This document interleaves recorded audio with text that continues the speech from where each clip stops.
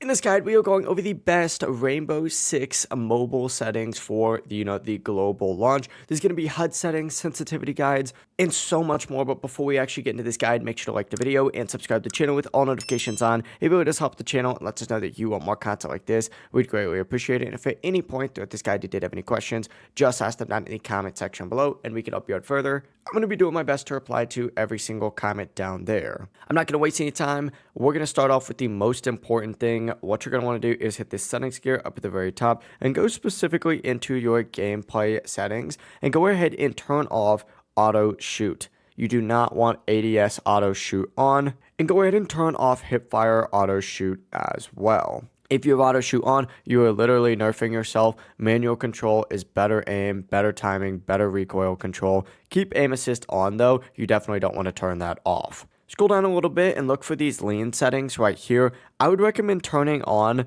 lean and then into ADS. You don't really want to make it more complicated. Essentially what that means is that when you press lean, it automatically kind of scopes in. Some pros use lean only. I personally don't recommend that because that means you lean and then you manually have to press the ADS. That's just a preference, but if you're newer and want smoother mechanics, lean and then enter ADS is so much easier.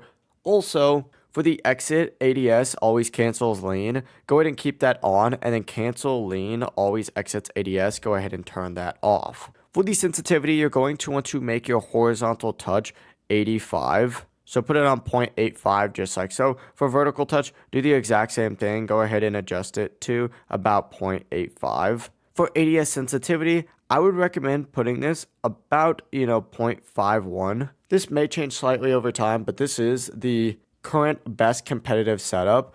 Also, I would recommend putting your input smoothing down to 0. You don't really want to have that on as well. And this is pretty huge because input smoothing adds delay, and delay is going to kill your aim, so just turn it off. For touch acceleration as well, make sure that's on fixed. It should auto be on fixed for you, but make sure that you check that. But by far the best way to find your personal sensitivity is to go into the shooting range and adjust it slowly until tracking feels natural. Everyone's hands are different, so don't blindly copy sensitivity. I would definitely test it. For gyro as well, I'm going to be honest with y'all, I do not use this, so I do not touch it at all. If you're on phone, it can be strong. If you're on iPad, it's a preference. I don't know. I've never really gotten good at gyro, so I just have never used it. For audio mix, go ahead and use headphones. Obviously, it's kind of depending on what you're using. But sound in Rainbow Six is literally everything, so you should be probably playing with headphones or at least earbuds. Footsteps are going to win rounds. Keep your master volume max so you can hear everything super quickly. But moving on to graphics settings, I personally think graphics quality should be on low. It really is up to you.